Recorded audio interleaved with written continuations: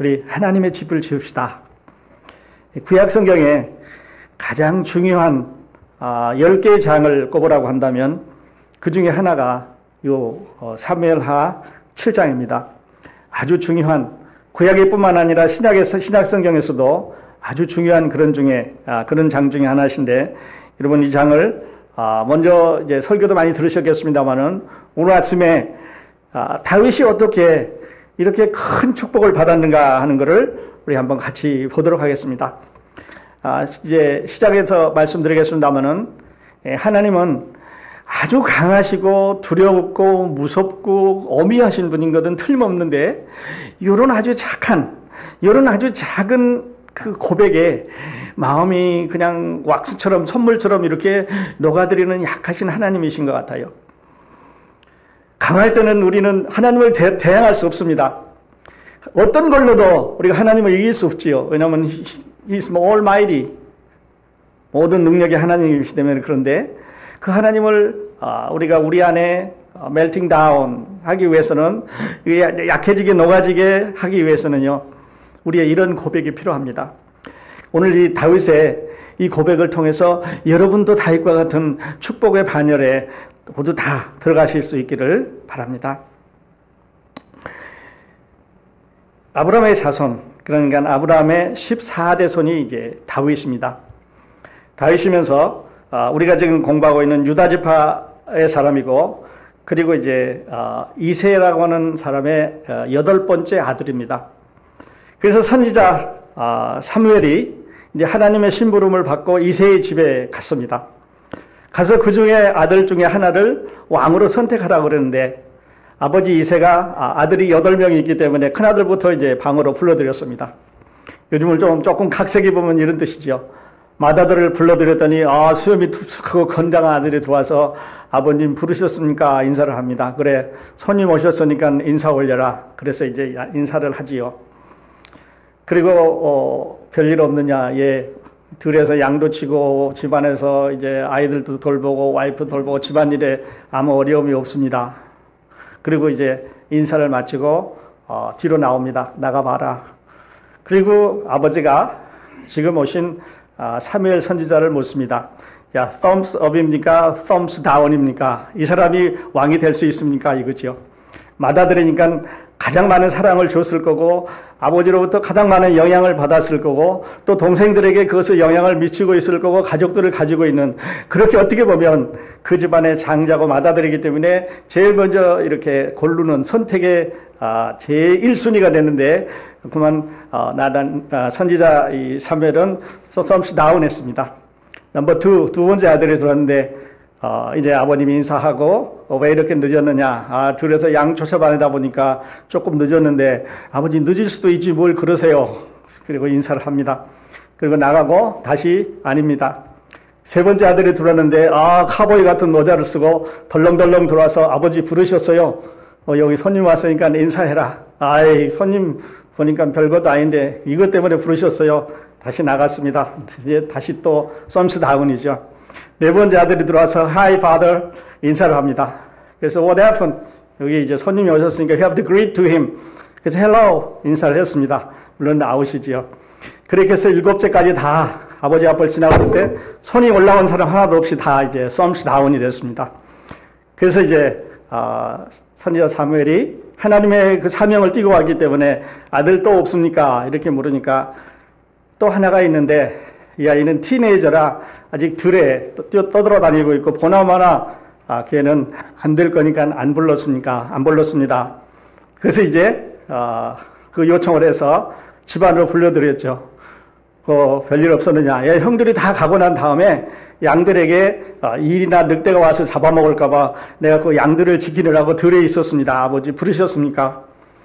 그래, 손님 오셨으니까 인사드려라. 인사하고 나갔을 때 이 아이는 어떻습니까? 얘는 보나마나 이건 힘도 없고 막내둥이라 이게 아주 좀 그 왕이 될 만한 그런 자격은 없는 사람입니다. 그랬더니 이제 썸업을 했습니다. 괜찮다는 거죠. 그때 이제 우리 유명한 사람은 외모를 보지만 하나님은 중심을 본다고 하는 그 유명한 말씀이 거기서 나왔습니다.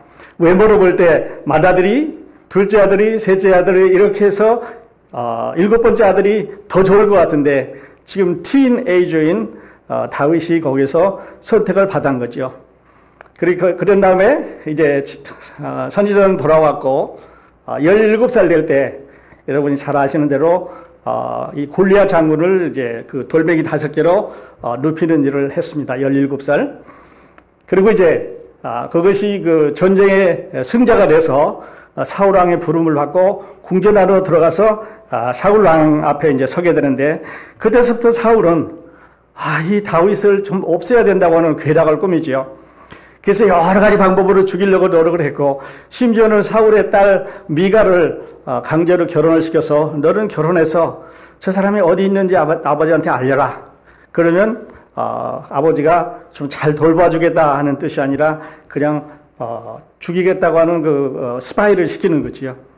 그래서 잠자고 있을 때 이 미갈이 이제 아버지한테 이르면 아버지의 그 군인들이 와서 그냥 이게 살해할 수 있도록 기회를 주는 것이 그 여자의 임무였는데 뜻대로 되지를 않았습니다. 그래서 그만 침실에서 잔다 그래놓고 그 사람 모양을 한 이런 다른 거를 넣어놓고 남편을 이제 도망가게 하는 그런 오히려 도움이 되는 일을 시키게 그렇게 하는 거죠. 그렇게 해서 이제 다윗은 10년 동안 들로 돌아다니면서 사울 왕을 피해서 다녔습니다. 그러다가 다윗의 나이 30살이 됐습니다. 자, 30살. 그러면 우리 30살에 대해서 많이 얘기했죠. 요셉도 30살에 애굽의 총리가 됐습니다. 다윗은 이제 이스라엘의 왕이 됐습니다. 그리고 우리 예수 그리스도도 30살에 이제 공생애를 시작하게 되는 공통점이 있게 되는데요. 요셉은 이제 우리 공부하는 대로 그 애굽의 총리가 돼서 40살에 자기 형과 온 가족을 애굽으로 불러내렸습니다. 40살에. 그리고 우리가 지금 공부하고 있는 다윗은 30살의 왕이 돼서 이제 그 궁전을 지금 있는 그 지역에서 예루살렘으로 옮겨갑니다. 예루살렘의 다른 이름은 다윗성이고요. 또 다른 이름을 시온성이라고. 그러니까 시온성, 다윗성, 예루살렘 이건 다 같은 그런 방법이 되겠는데 그래서 이제 왕궁을 지었습니다. 그러니까 수도를 옮겼고 그리고 왕궁을 지었습니다. 그리고 다윗이 생각을 해봅니다. 자, 내가 목동이었는데 우리 집에 가난한 시골에 있었고 아는 거라고는 들에 나가서 양치는 일밖에 없었고 우리 형제들 중에서 내가 제일 막내였고 우리 큰형 작은형 생각해 볼 때 그들에 비해서 내가 도저히 나을 게 없었는데 하나님이 나를 이렇게 축복해 주셨다고 생각을 합니다. 그렇게 하면서 이제 다윗은 왕이 돼서 큰 힘을 가지고 이제 백성들을 다스려가면서 싸움을 할 때마다 팔레스타인이라고 하는 이 적과 밀고 당기는 싸움을 이제 할 때마다 큰 이제 성과를 거두고 대승을 거두는 그런 평화를 이제 유지하게 됐습니다. 자, 그렇게 되면서 다윗은 어느 날 이런 생각을 합니다. 자, 보자.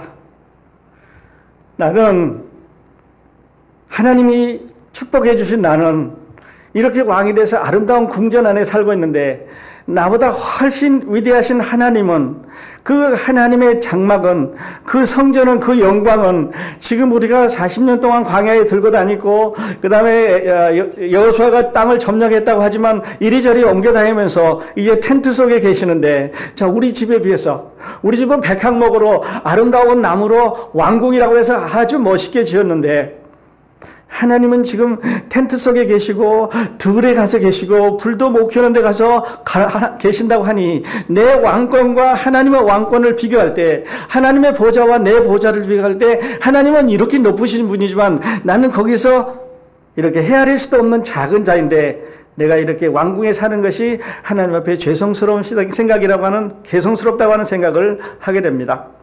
근데 그 전에 이제 다윗은 이 사무엘하 6장에서 지금 먼 지역에 있던 그 하나님의 언약 교회를 이제 그 궁 안으로 이제 다윗성으로 옮겨오는 일을 하게 되죠. 그때 여러분 아는 대로 이 우사라고 하는 사람이 그 언약궤가 떨어지려고 하는 것을 만지다가 이제 직사했다고 하는 설교를 많이 들었을 겁니다. 제가 이 언약궤를 가져올 때 우사가 이제 그 마차 뒤에 가다가 언약궤를 잡아서 떨어지려고 하는 언약궤를 붙잡아서 떨어지지 않게 했는데 하나님께서 그를 데려가심으로 즉사했다고 하는 이 말씀을 보면서요. 제가 이런 생각을 했습니다. 우사와 아히오는 형제간이었습니다. 그리고 그 마차를 만들어서 이제 새 마차를 만들어서 하나님 언약궤를 메고 가는데 이것은 하나님께서 언약궤를 옮길 때 지시하신 방법이 아니라고 하는 건 여러분 잘 아시죠? 언약궤를 옮길 때는 반드시 레위 지파가 메어야 되고 그 다음에 레위 지파가 어깨에 메야지 무슨 틀을 만들어서 간다든지 마차에 실른다든지 이렇게 할 수는 없다고 말씀을 하셔서 늘 옮겨 다닐 때마다 이 지파들이 이것을 대를 이어가면서 옮겨 다녔는데 그날은 아주 좋은 아이디어를 냈습니다. 이렇게 이제 가는데 길도 멀고 힘이 드니까 새로 하나 마차를 구루마를 만들자는 거죠. 그래서 그 새 구루마에다가 이제 소를 채워서 이거를 언약궤를 싣고 가게 하는 일을 했습니다. 하나님 방법은 아니지요. 그리고 이제 그 형제 중에서 아효와 우사라고 하는 형제가 있었는데 아효는 이제 그 형인지 동생인지 성경에 나와 있지 않지만 그 마차의 앞쪽에 서서 혹시 언약궤가 떨어질 줄 모르니까 지키는 사람이 됐고요. 이 우사는 뒤에서 이 언약궤가 떨어질 줄 모르니까 지키는 사람이 됐습니다. 여기서 제 질문이 생겨나기 시작했는데요.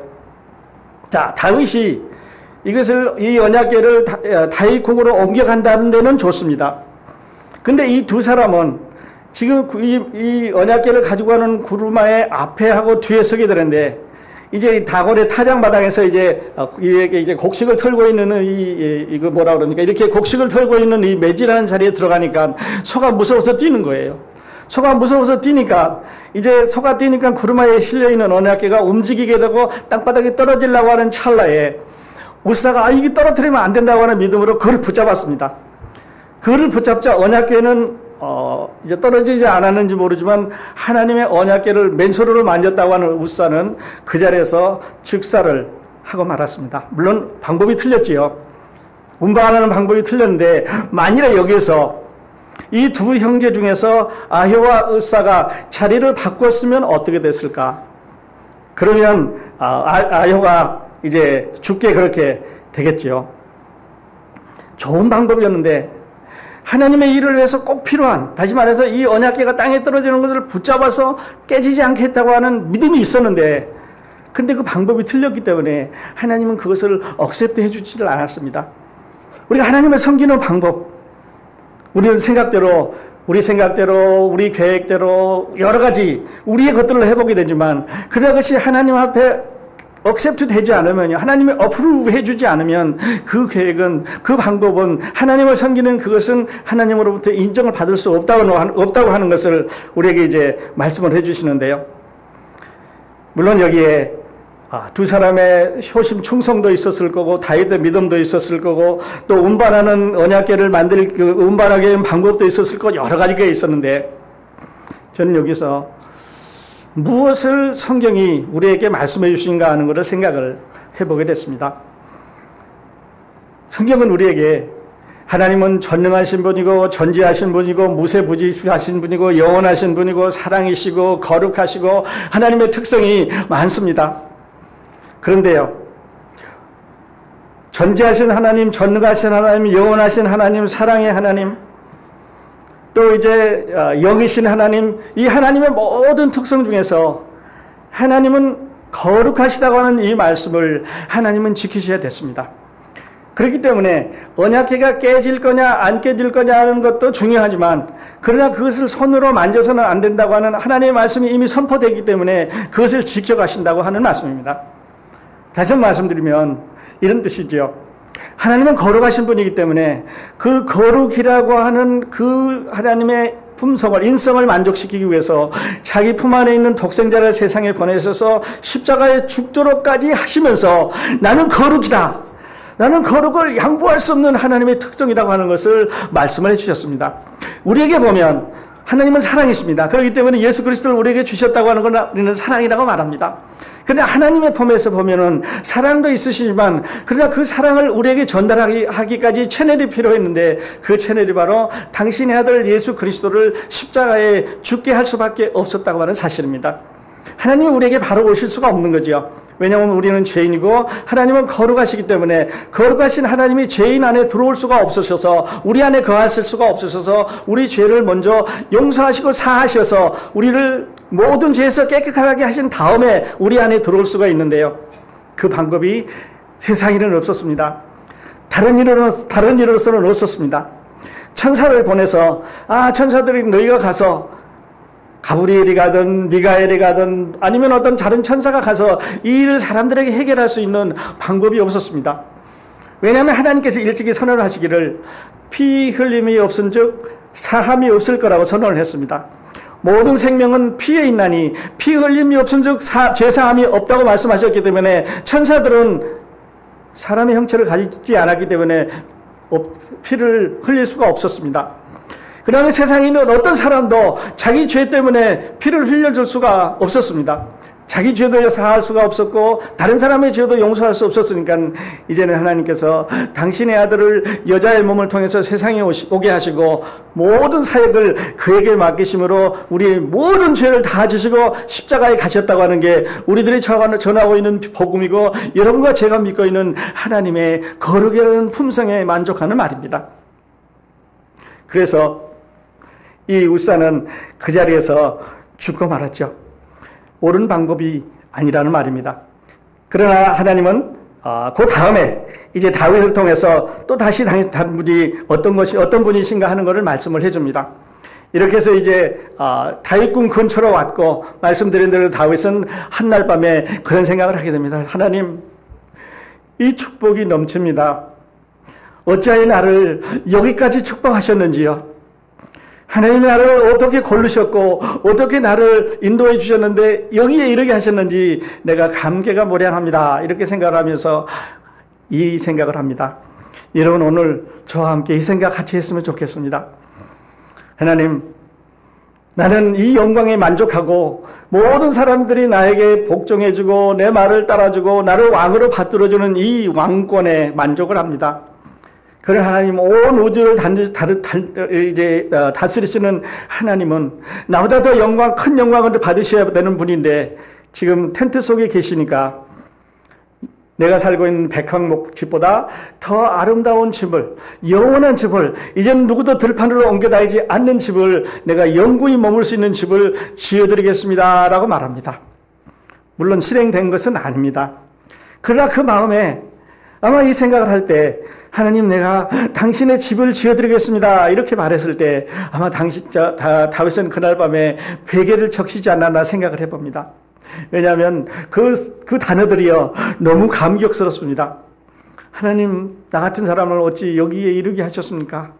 이 영광이 참으로 아름답습니다.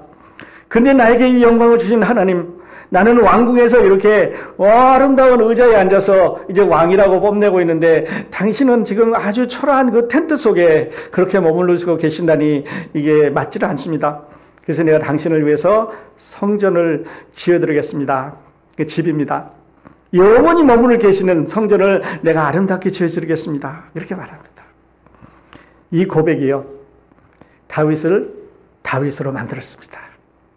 이 고백이 다윗을 예수 그리스도의 조상이 되게 했고요. 다윗의 사자가 되게 했고 다윗의 후손이 되게 했고 영원한 나라, 영원한 아들, 우리 주 예수 그리스도가 오실 때까지 그 약속이, 그 예언이 계속해서 이어내려가고 있습니다. 그리고 여러분과 저는 그 다윗의 후손으로 오신 예수 그리스도의 희생의 beneficiary, 그 덕을 입고 하나님을 만나는 그런 사람이 됐습니다. 그러니까 이 고백입니다. 하나님, 내가 당신의 집을 지어드리겠습니다. 거기에서 하나님은 그만 멜팅 다운 했습니다. 후두루두루 했어졌어요. 그래서 하나님께서 다윗에게 이렇게 말합니다. 너는 지금 나라를 건설해야 되고 적들이 막 공격해 오고 그 다음에 그 이스라엘이라는 나라의 틀을 잡아야 되니까 군인들을 뽑아내서 또 백성들을 동원해서 이거를 지을 수 있는 시간이 없어. 그리고 지금 그런 때가 아니야. 그리고 지금 사람들은 전쟁에 나가 있기 때문에 전쟁에서 이기냐 지냐지 지금 다시 예루살렘으로 불려들여서 몇 년 동안 공사를 해서 이 왕궁을 죄송합니다. 이 템플을 하나님의 성전을 지을 수 있는 기회가 아니다. 그러니까 너 아이디어는 좋고 네가 나를 사랑하는 거 좋고 내 믿음이 그렇게 아름다운 건 내가 다 좋지만 그러나 지금은 때가 아니라는 거죠. 자, 아름다운 궁전 안에서 풍부한 음식 먹습니다. 아마 많은 여자들도 있었겠지요. 즐겁고 풍요로운 나날이 보내집니다. 누구도 다윗에게 시비 거는 사람이 없었습니다. 안에서도 없었고 밖에서도 없었고 요즘 말로 하면 태평성대입니다. 그때 다윗의 고백, 하나님의 영구적인 성전을 지어드리겠습니다. 그 아이디어. 그래서 다윗은 누구에게 했냐면요. 이게 조금 우리에게 섭섭한 대목이죠. 다윗은 누구에게 갔냐면 나단이라고 하는 선지자에게 갔습니다. 선지자에게 가가지고 내가 하나님을 이렇게 사랑하고 내 마음이 이런데 내가 저 아름다운 이런 궁전을 다시 말해서 하나님의 궁전을 하나님의 집을 성전을 하나 지게 해달라고 얘기를 합니다. 그때 그 말을 들었던 나단은 그 좋은 아이디어다. 왕이 그런 생각이 있으면 한번 지어드려라 라고 말합니다. 여기까지만 보면은요 참 좋은 것 같아요. 그 아이디어입니다. 다윗의 아이디어도 좋고 나단의 아이디어도 좋고 그 다음에 타이밍도 지금 태평성대이기 때문에 좋은 것 같은데 나를 기준으로 봤을 때는 나단을 기준으로 봤을 때는 어쩌면 다윗의 기준으로 봤을 때는요 그 아이디어입니다. 그 아이디어. 그런데 하나님은 그 아이디어를 어프로브를 하지 않았습니다. 지금 말씀드린 대로 이 엑셀런트 아이디어를 하나님은 어프로브를 해주지 않았습니다. 왜냐하면 지금 말씀드린 대로 타이밍이 그렇고 사람들이 그렇고 그리고 너에게는 내가 시키지 않겠다고 말합니다. 여러분이 성막을 하나님께서 디자인해 주실 때 누구에게 주셨냐면요 모세에게 직접 주셨습니다. 그래서 모세로 하여금 성막의 크기도 만들고 그 다음에 모양도 만들고 자료도 만들고 이거를 운반해가는 사람도 만들고 넣는 위치도 만들고 그 다음에 행진할 때는 누가 어느 부족이 무엇을 들고 가는지를 하나하나 하나님께서 해주셨습니다. 그래서 이 성막은요 예수 그리스도의 모형이라고 말씀드리는데 하나님께서 직접 디자인해서 모세에게 주셨습니다. 그러니까 이 지금 다윗이 지으려고 하는 이 영원한 템포러리가 아닌 퍼머넌트한 이 빌딩도 하나님이 디자인해 주셔서 하나님께서 준비해 주셔서 지어야 되는데 다윗은 자기 생각이 앞섰습니다. 하나님 걱정 마십시오. 내가 지을 거다. 내가 지어드리겠습니다. 그런데 하나님 말씀은 너는 아니야. 지금은 때가 아니야. 뿐만 아니라 성전은 내가 지시해서 내가 거할 집이니까 짓는 거지 너 생각으로 너 디자인으로 너 마음대로 너 머티리얼로 네가 정한 때 내가 지어서 내가 거기 들어가는 게 아니라고 하는 이 어프로브를 디스어프로브를 해주고 말았습니다. 우리들에게도요 많은 교훈을 주고 있습니다. 하나님의 집은 신약성경으로 말하면 예수 그리스도가 우리 몸 안에 거하시기 때문에 여러분이 하나님의 성전입니다. 예수 그리스도가 우리 안에 계시기 때문에 하나님의 교회가 하나님의 성전입니다. 자, 여러분.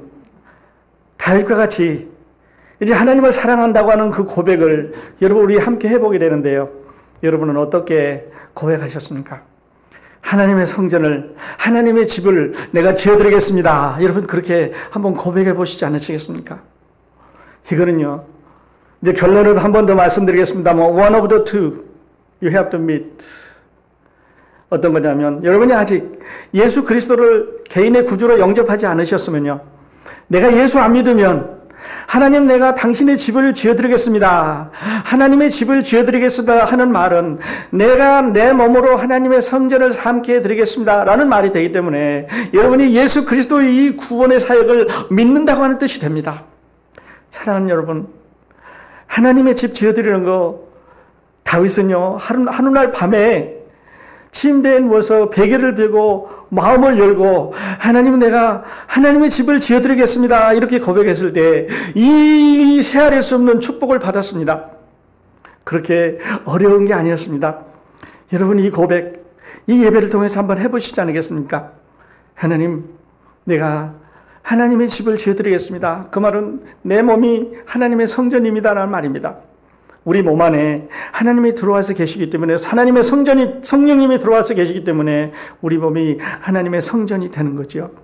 아직 구원 못 받으셨으면요, 오늘 예배 때 이렇게 외치시기 바랍니다. 하나님, 내가 당신의 성전이 되겠습니다. 이것은 나를 구원해 주십시오 라고 하는 다른 표현입니다. 한번 해보시지 않으시겠습니까? 만일에 여러분 구원 다 받으셨으면요, 여러분 하나님의 은혜를 다 입으셨으면, 하나님은 이미 우리 안에 들어와 계신데 우리의 삶이, 아니면 우리의 생활이, 우리의 언행이, 우리의 생각이, 우리의 어떤 것이 하나님이 머물러서 운행하기에 어려운 부분이 있다면요, 성전은 꼭 깨끗해야 됩니다. 성전은 거룩해야 됩니다. 그래서 여러분, 우리는 이렇게 고백할 수 있겠죠. 하나님, 내가 몸을 치워드리겠습니다. 당신이 편하게 살 수 있도록, 당신이 편히 계실 수 있도록, 성령이 근심하지 않도록 내가 내 죄를 고백하겠습니다 라고 한번 외쳐보지 않으시겠습니까? 물론 후에 하나님께서는 다윗에게 성전을 디자인할 수 있는 아이디어를 주셨습니다. 길이는 얼마로 하고 폭은 얼마로 하고 거기에 포니처들은 어떻게 배열해 놓고, 그 다음에 포니처를 배열해 놓으면서 들어가서 어떤 일을 하고, 모티리얼은 어디서 가져오고, 백향목은 어디서 잘 나오고 하는 것을 상세하게 말씀을 해주셔서 모티리얼을 다 모으고 이제 자기 아들에게 물려주어서 솔로몬이 이 아름다운 성전을 지었습니다마는, 이것은 다윗의 몫이 아니라 솔로몬의 몫이었습니다. 사랑하는 여러분, 우리 하나님의 집을 지어드리십시다. 하나님은 여러분 안에, 여러분과 함께 당신의 성전이 되기를 원하시고, 여러분 안에 그 성령이 들어가서 함께 생활하고, 함께 기뻐하고, 함께 즐거워하고, 함께 웃고, 함께 슬퍼하고, 넘어질 때 일으켜주고, 괴로울 때 위로해주고, 아플 때 술에 어루만져주고, 성공하고 잘 될 때 같이 기뻐해주고, 여러분, 하나님의 성령이 여러분과 저 안에 그렇게 하시기를 원하십니다. 그래서 다윗이 오늘 아침에 우리에게 주는 말은요, 방법은 틀렸습니다. 시기도 안 맞았지요. 그리고 하나님께 가서 구하지 않고 나단이라고 하는 하나님의 선지자에게 가서 구하는 것도 잘못된 것이지요. 그러나 하나 분명한 거 이것입니다. 하나님의 성전을 지어드리겠습니다. 그랬더니요, 하나님께서 축복을 주시는데 그 다음부터 내려오는 것은 전부 다 다윗에게 주시는 하나님의 축복입니다. 맨 먼저는요, 8절 가서 보시겠습니다. 그러므로 이제 내 종 다윗에게 이처럼 말하라. 만군의 여호와께서 이처럼 말씀하시기를, 내가 너를 목장 곧 양을 따르는 데서 취하여 내 백성 이스라엘의 주권자를 삼고, 단보세요 9절, 네가 어디를 가든지 내가 너와 함께 있어 네 모든 대적을 내 앞에서 멸하였은즉 세상에서 존귀한 자의 이름같이 내 이름을 존귀케 만들어주리라. 이 약속하셨습니다. 네 이름이 모든 존귀한 자의 이름 위에 뛰어난 이름이 될 거라고 말씀하셨습니다. 그래서 그때부터 지금까지 성경에 800번 이상 다윗의 이름이 나옵니다. 물론 모세라는 이름이 가장 많이 나오고요, 그 다음에 다윗이 나옵니다. 그 목동 형편없는 그런 사람이었는데 하나님께 하는 이 고백이 하나님의 마음을 멜팅하셨습니다.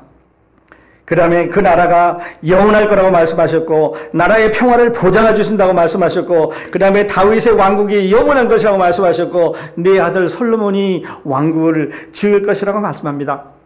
근데 그 다음에 하나는요, 네 왕국은 다른 나라가 와서 점령해서 부셔지는, 업앤다운 있다가도 없어지고 성황했다가도 망가지는 그런 왕국이 아니라 영원한 왕국이 될 거라고 말씀하셨습니다. 여러분, 그 왕국이 어떤 왕국이냐면요, 메시아 왕국, 우리 주 예수 그리스도의 왕국입니다. 네, 그 나라 왕을 삼아주시겠다고 하는 이 약속의 시작도는 어디였냐면 다윗의 이 아주 강렬한 간단한 고백에 있었습니다. 하나님, 내가 당신의 집을 지어드리겠습니다. 사랑하시는 여러분, 오늘 이제 새해 두 번째 날인데요. 여러분한테 예배 끝나기 전에 한번 해보시지 않겠습니까? 하나님, 내가 당신의 집을 지어드리겠습니다. 내 안에 계십시오. 하고 한번 고백을 해보시지 않겠습니까?